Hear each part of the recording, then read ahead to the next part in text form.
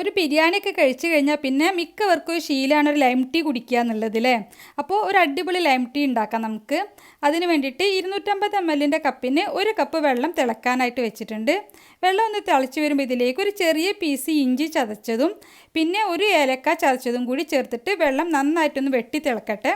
നന്നായിട്ടും തിളച്ച് കഴിഞ്ഞാൽ ഇതിലേക്ക് നമ്മുടെ കടുപ്പത്തിനനുസരിച്ച് ചായപ്പൊടി ചേർക്കാം. ഞാനൊരു 1/2 ടീസ്പൂൺ ചായപ്പൊടി ചേർത്തിട്ടുണ്ട്. അതിൻ്റെ കൂടെ തന്നെ മധുരത്തിന് ആവശ്യമുള്ള പഞ്ചസാര കൂടി ചേർക്കാം.